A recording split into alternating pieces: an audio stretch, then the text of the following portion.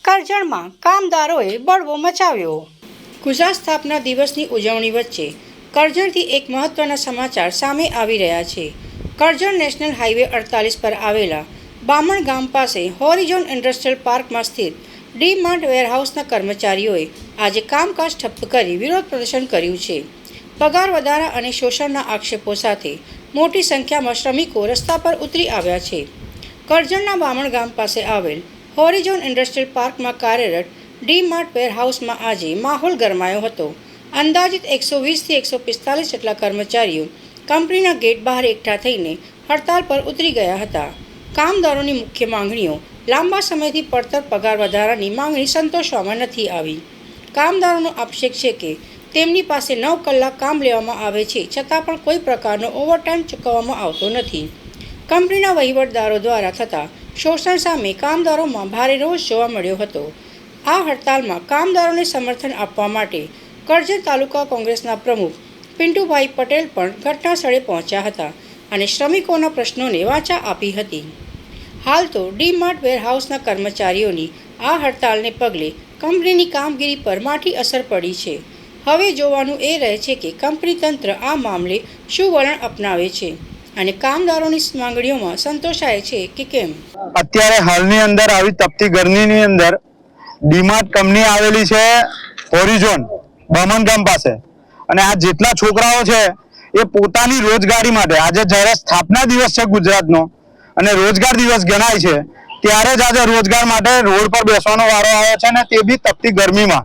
તો તમે વિચારી શકો કે જે સિટીની અંદર ડી-માર્ટ ચાલી રહ્યું છે ત્યાં આગળ લોકો હવસે ને હવસે બધી ખરીદી કરતા હોય છે, પણ એ જે જગ્યાએ પ્રોડક્શન થાય છે તે જ જગ્યાએ લોકોનું શોષણ થાય છે અને એ જ છોકરાઓનું શોષણ થાય છે, અને એ છોકરાઓ શોષણને કારણે પોતાની રોજગારી માટે અત્યારે અહીંયા રોડ પર તપતી ગરમીની અંદર નીચે બેઠા છે।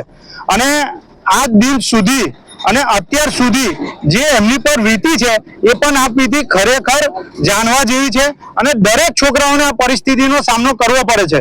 સિક્યુરિટી 12 કલાક જ્યારે નોકરી કરતો હોય છે ત્યારે એને 12,000 પગાર આપવામાં આવે છે। 8 કલાકનું કહીને એમને 9 કલાક કામ કરાવવામાં આવે છે ડી-માર્ટ કંપની દ્વારા, અને 8 કલાકનો રોજગાર આપવામાં આવે છે, તે પણ સરકાર માન્ય નહીં। સરકાર માન્ય જે રોજગાર છે એ મળતો નથી પૂરેપૂરો, એના માટે આજે આ છોકરાઓ બેઠા છે અને તપતી ગરમીની અંદર બેઠા છે।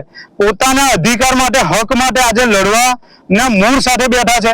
કાલ ઉઠીને એવો પણ પ્રશ્ન આવી શકે છે કે આ લોકો જ્યારે માંગ ન સ્વીકારે તો પોતાની રોજગારીથી પણ હાથ ખોવાનો વારો આવે છે।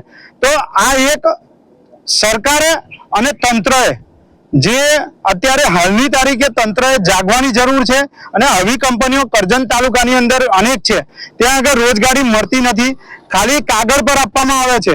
આ છોકરાઓની એવી પણ માંગણી છે કે સેફટી શૂઝના નામે પૈસા કાપવામાં આવે છે, પણ સેફટી શૂઝના પૈસા રિટર્ન આપવામાં નથી આવતા। તેમજ 30 દિવસ કામ કરવા છતાં રોજગારીની સ્લીપ જે આપવી જોઈએ એમને, પગાર સ્લીપ, એ પગાર સ્લીપ પણ આપવામાં આવતી નથી।